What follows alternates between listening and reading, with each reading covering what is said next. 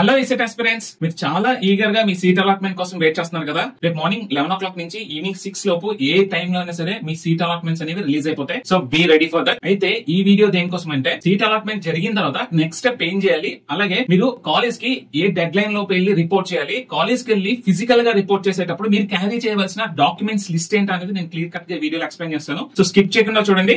అలాగే ఫిజికల్ గా కాలేజ్ కి వెళ్ళి రిపోర్ట్ చేసేటప్పుడు ఖచ్చితంగా ఈ డాక్యుమెంట్ లిస్ట్ అయితే మీరు తీసుకొని వెళ్ళాలి. సో ఈ డాక్యుమెంట్స్ ఏవైనా లేకపోతే మాత్రం మిమ్మల్ని జాయిన్ చేసుకోరు కాలేజ్ లో. Okay, so first of all మీకు రేపు మార్నింగ్ 11 నుంచి ఈవినింగ్ 6 లోపు ఏదో ఒక టైమ్ లో మీకు సీట్ అలాట్మెంట్ అనేది రిలీజ్ అయిపోతుంది. Get ready for that. So next మీరు ఏం చేయాలి అంటే, మీకు ఏ కాలేజ్ లో సీట్ అలాట్ అయిందో క్రాస్ చెక్ చేసుకోండి. సో వన్స్ మీకు ప్రొవిజనల్ అలాట్మెంట్ ఆర్డర్ అనేది డౌన్లోడ్ అవుతుంది. So provisional allotment order download చేసుకున్న తర్వాత, సో మీకు ఆ కాలేజ్ జాయిన్ అవడం ఇష్టం అయితే మీరు ఆన్లైన్ లోనే సెల్ఫ్ రిపోర్టింగ్ చేసేసేయాలి. మీ ప్రొవిజనల్ ఆర్డర్ డౌన్లోడ్ చేసుకున్న తర్వాత మీకు ఆ కాలేజ్ జాయిన్ అవడం ఇష్టం అయితే ఇమీడియట్ గా మీరు ఆన్లైన్ లోనే ఆ కాలేజ్ కి సెల్ఫ్ రిపోర్టింగ్ చేసేవచ్చు. మీరు సెల్ఫ్ రిపోర్టింగ్ చేసేసాక మీకు ఒక జాయినింగ్ రిపోర్ట్ అనేది డౌన్లోడ్ అవుతుంది. మీరు ఆ జాయినింగ్ రిపోర్ట్ PDF డౌన్లోడ్ చేసుకుని ప్రింట్ తీసుకుని పెట్టుకోండి.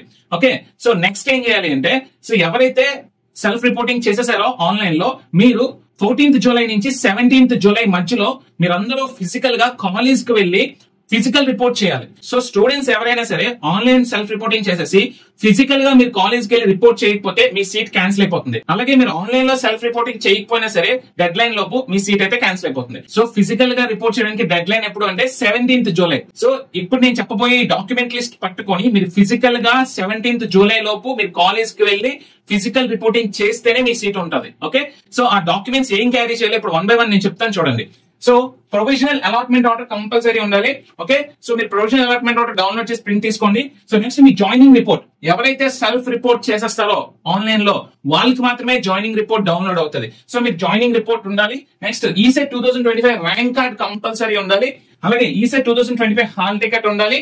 నెక్స్ట్ మీ SSCR ఈక్వలెంట్ మార్క్స్ మెమో ఉండాలి. మీరు CBSE అయితే CBSE ఉండాలి. మీరు డిగ్రీ అయితే డిగ్రీ మార్క్స్ మెమోస్ ఉండాలి. సో ఇక్కడ SSC అంటే మీ 10th క్లాస్ సర్టిఫికేట్ అయితే ఖచ్చితంగా ఉండాలి. ఇదే మీ date of birth proof. So next diploma marks memo and PC certificate కూడా సబ్మిట్ చేయాలి. సో మీ దగ్గర ఏ సర్టిఫికేట్స్ ఉంటే ఆ సర్టిఫికేట్ సబ్మిట్ చేయండి.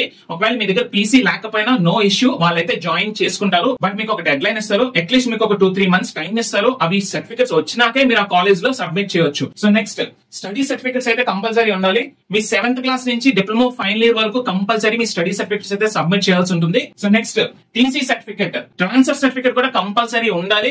సో మీ ట్రాన్స్ఫర్ సర్టిఫికేట్ అంటే ఇక్కడ చాలా మంది కన్ఫ్యూజ్ అయ్యేది 10th క్లాస్ ట్రాన్స్ఫర్ సర్టిఫికేట్ అని అడుగుతూ ఉంటారు. అలా కాదు, మీరు last studied transfer certificate submit చేయాలి. సో మీరు లాస్ట్ చదువుకున్నది డిప్లొమా కాబట్టి మీరు డిప్లొమా కాలేజ్ లో TC తీసుకుని ఆ TC ఈ బీటెక్ కాలేజ్ లో సబ్మిట్ చేయాలి. అయితే ఇప్పుడు చాలా మంది స్టూడెంట్స్ ఫీ రియంబర్స్మెంట్ ఇష్యూ వల్ల TCs అయితే తీసుకోలేదు ఇంకా.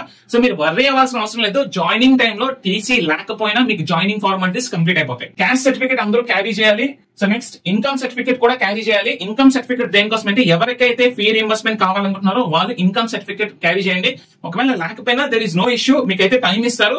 ఎందుకంటే మీకు ఫీ రియంబర్స్మెంట్ స్టార్ట్ అవడానికి ఇంకొక 1-2 months టైం పడుతుంది. మళ్ళీ మీకు ఫిజికల్ గా కాలేజ్ లో వెరిఫికేషన్ జరిగితే అప్పుడు మాత్రం ఖచ్చితంగా మీరు ఇన్కమ్ సర్టిఫికేట్ సబ్మిట్ చేయాలి. సో నెక్స్ట్ ప్రతి ఒక్క స్టూడెంట్ మీ ఆధార్ కార్డ్ అయితే సబ్మిట్ చేయాలి. అలాగే మీరు passport size photos as required, ఒక్కొక్క కాలేజ్ లో ఒక్కొక్కలా ఉంటుంది. అట్లీస్ట్ మీరు ఒక 6 photos అయితే తీసుకెళ్ళండి. మీ ID కార్డ్ కి, మీ లైబ్రరీ కార్డ్ కి, మీ ఫైల్ కి, ఇవన్నిటికీ కూడా మీకు ఫోటోస్ అవసరం అవుతాయి. సో ప్రతి ఒక్కరు కూడా మీరు రీసెంట్ పాస్పోర్ట్ సైజ్ ఫోటోస్ తీసుకెళ్ళండి. సో నెక్స్ట్ ఇక్కడ వరకు చెప్పిన సర్టిఫికేట్స్ అన్ని కూడా అందరూ క్యారీ చేయాలి.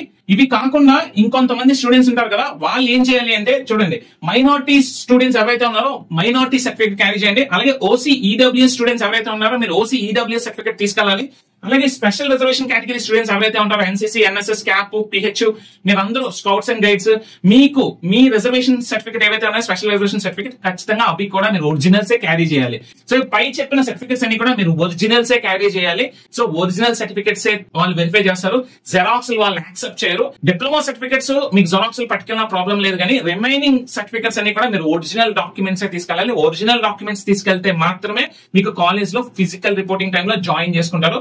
మీరు ఒరిజినల్ సర్టిఫికేట్స్ తీసుకెళ్ళకుండా అన్ని జెరాక్స్ తీసుకెళ్తే మాత్రం వాళ్ళు అయితే ఫిజికల్ గా మీకు జాయినింగ్ చేసుకోరు. ఛాన్స్ తీసుకోవద్దు. అందరూ కూడా ఈ ఒరిజినల్ డాక్యుమెంట్స్ అన్ని రెడీ చేసి పెట్టుకోండి. సో మీ జాయినింగ్ టైమ్ లో కంపల్సరీ ఉండాల్సిన సర్టిఫికేట్స్ చెప్తాను, ఇవైతే మిస్ అవ్వద్దు. కొన్ని సర్టిఫికేట్స్ లేకపోయినా మీ జాయినింగ్ ఫార్మాలిటీస్ అనేది కంప్లీట్ అయిపోతుంది. సో ఏ సర్టిఫికేట్స్ కంపల్సరీ ఒరిజినల్స్ ఉండాలో చెప్తాను చూడండి. సో మీ ప్రొవిజనల్ అలాట్మెంట్ ఆర్డర్ ఉండాలి, మీ జాయినింగ్ రిపోర్ట్ ఉండాలి, మీ ఈసెట్ 2025 ర్యాంక్ కార్డ్ ఉండాలి. నెక్స్ట్ మీ ఎస్ఎస్సి 10th క్లాస్ సర్టిఫికేట్, ఇది 10th క్లాస్ సర్టిఫికేట్ ఉండాలి ఒరిజినల్. ఓకే, మీ మార్క్స్ మెమోస్ లేకపోయినా ప్రాబ్లం లేదు. ఓకే, ఇవి లేకపోయినా ప్రాబ్లం లేదు. మీ స్టడీ సర్టిఫికేట్స్ ఉండాలి. నెక్స్ట్ మీ టీసీ లేకపోయినా ప్రాబ్లం లేదు, టీసీకి టైం ఇస్తారు. ఓకే, మీ క్యాస్ట్ సర్టిఫికేట్ ఉండాలి. అలాగే మీ ఇన్కమ్ సర్టిఫికేట్ లేకపోయినా ప్రాబ్లం లేదు. మీ ఆధార్ కార్డ్ ఉండాలి. అలాగే మీ పాస్పోర్ట్ సైజ్ ఫోటోస్ అయితే కంపల్సరీ ఉండాలి. అలాగే మైనారిటీ స్టూడెంట్స్ అయితే మైనారిటీ సర్టిఫికేట్స్ ఉండాలి. ఓసీడబ్ల్యూ స్టూడెంట్స్ ఓసీడబ్ల్యూ సర్టిఫికేట్స్ ఉండాలి. స్పెషల్ రిజర్వేషన్ స్టూడెంట్స్ అయితే మీ స్పెషల్ రిజర్వేషన్ సర్టిఫికేట్స్ అయితే కంపల్సరీ ఉండాలి. ఓకే, ఇక్కడ మీకు ఏ సర్టిఫికేట్స్ లేకపోయినా మీకు జాయినింగ్ అవుతుంది అంటే, మీకు ఒకవేళ మీ డిప్లొమా మార్క్స్ మెమోస్ లేకపోయినా ప్రాబ్లం లేదు, జాయినింగ్ కంప్లీట్ అయిపోతుంది. టీసీ లేకపోయినా ప్రాబ్లం లేదు. ఓకే, ఇవి తప్ప రిమైనింగ్ సర్టిఫికెట్స్ అన్ని కంపల్సరీ మీరు క్యారీ చేయాలి, ఒరిజినల్స్ క్యారీ చేయాలి. అండ్ చాలా మంది స్టూడెంట్స్ ఖచ్చితంగా నాకు కామెంట్ సెక్షన్ లో మెసేజ్ పెడతారు, సార్ ఒరిజినల్స్ ఇవ్వచ్చా అనేది. సో మీరు ఒరిజినల్స్ ఇవ్వకపోతే వాళ్ళు జాయిన్ చేసుకోరు. ఓకే, సో ఇంకా ఆప్షనే లేదు. మీకు సీట్ కావాలి అనుకుంటే మీరు ఒరిజినల్ సర్టిఫికేట్స్ ఇవ్వాల్సిందే. సో ఒరిజినల్స్ వాళ్ళు తీసేసుకుంటారు. ఓకే, సో నెక్స్ట్ ఏంటంటే మీకు 2 sets ఆఫ్ జెరాక్స్ కూడా క్యారీ చేయండి. 2 sets ఆఫ్ జెరాక్స్ కాపీస్. ఇప్పుడు ఏ సర్టిఫికేట్స్ అయితే ఉన్నాయి, ఈ సర్టిఫికేట్స్ అన్ని కూడా 2 sets ఆఫ్ జెరాక్స్ కూడా క్యారీ చేయండి. సో ఈ సర్టిఫికేట్స్ అన్ని తీసుకెళ్లిన తర్వాత వెరిఫై చేసేసుకొని మిమ్మల్ని అయితే జాయినింగ్ కంప్లీట్ చేసుకుంటారు. వన్స్ మీ సర్టిఫికేట్స్ వెరిఫై చేసిన తర్వాత మీ అలాట్మెంట్ ఆర్డర్, మీ జాయినింగ్ రిపోర్ట్ తీసుకున్న తర్వాత మాత్రమే మీరు ఆ కాలేజ్ లో రిపోర్ట్ చేసినట్టు. ఓకే, మీరు ఏ ఒరిజినల్స్ అయితే వాళ్ళు అడిగారో అవి సబ్మిట్ చేయకపోతే మిమ్మల్ని అయితే జాయిన్ చేసుకోరు. సో చాలా మందికి ఇంకొక డౌట్ ఉంటుంది, జాయినింగ్ రోజే మనం ఏమైనా ఫీ పే చేయాలని చెప్పి, అంటే లైక్ బిల్డింగ్ ఫండ్ ఇలాంటివి ఏమైనా పే చేయాలని. సో అది కాలేజ్ టు కాలేజ్ వేరీ అవుతుంది. సో మీకు ప్రొవిజనల్ అలాట్మెంట్ ఆర్డర్ వచ్చిన తర్వాత మీకు ఏ కాలేజ్ లో సీట్ అలాట్ అయిందో చూసుకొని ఆ కాలేజ్ కి మీరు పర్సనల్ గా ఫోన్ చేసి, సో జాయినింగ్ కి వస్తున్నాము, మేము ఫిజికల్ రిపోర్టింగ్ చేసేటప్పుడు ఏమేమి ఉండాలి అనేది మీరు ఒకసారి కాల్ చేసి కన్ఫర్మ్ చేసుకున్న తర్వాత ఫిజికల్ రిపోర్ట్ చేయడానికి వెళ్ళండి. సో వాళ్ళు క్లారిటీగా చెప్తారు. ఓకే, సో మనకి సర్టిఫికేట్స్ ఏం కావాలో ఇప్పుడు ఆల్రెడీ చెప్తున్నాను కదా, ఈ సర్టిఫికేట్స్ అని రెడీ చేసి పెట్టుకోండి. సో జాయినింగ్ టైంలోనే కొంతమంది బిల్డింగ్ ఫండ్ పే చేయమంటారు.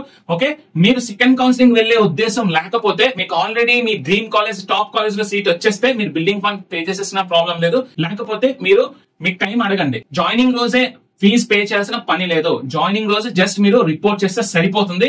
సెకండ్ కౌన్సిలింగ్ షెడ్యూల్ అవుతుంది కదా, సెకండ్ కౌన్సిలింగ్ కంప్లీట్ అయిన తర్వాత మీరు ఏమైనా ఫీజెస్ పే చేయడం కానీ ఇవన్నీ కూడా పెట్టుకోవచ్చు. ఓకే, సో ఇది ఇన్ఫో. సో మీ డౌట్స్ అన్ని క్లారిఫై అయ్యాయి అనుకుంటున్నాను. సో ఎవరు కూడా ఎటువంటి మిస్టేక్స్ చేయొద్దు. సీట్ అలాట్మెంట్ అయిన తర్వాత మీకు ఏ కాలేజ్ లో సీట్ వచ్చిందో మా కామెంట్ సెక్షన్ లో పోస్ట్ చేయండి. సో ఎవరు సెకండ్ కౌన్సిలింగ్ వెళ్దాం అనుకుంటున్నారు కూడా మీ కామెంట్ సెక్షన్ లో పోస్ట్ చేయండి. సో మీకు ఫస్ట్ కౌన్సిలింగ్ లో ఏ సీట్ వచ్చింది, మీరు ఎందుకు సెకండ్ కౌన్సిలింగ్ వెళ్దాం అనుకుంటున్నారు కూడా కామెంట్ చేయండి. అసలు మీ సెకండ్ కౌన్సిలింగ్ వెళ్ళొచ్చా లేదా అన్నది కూడా నేను మీకు సజెస్ట్ చేస్తాను. సో మీకు ఏ డౌట్స్ ఉన్నా సరే మన కామెంట్ సెక్షన్ లో పోస్ట్ చేయండి, నేను ఖచ్చితంగా మీకు రిప్లై ఇస్తాను. సో మీరు ఎక్స్పెక్ట్ చేస్తున్న మీ డ్రీమ్ కాలేజ్ లో సీట్ రావాలని మా డిప్లొమా దోస్త్ ఛానల్ ఖచ్చితంగా ఎప్పుడు కోరుకుంటుంది. సో మీరు కలలుగానే కాలేజ్ లో మీకు సీట్ దొరకాలని కోరుకుంటూ సైనింగ్ ఆఫ్. మరొక వీడియోలో మళ్ళీ కలుద్దాం. Stay tune to ECET portal.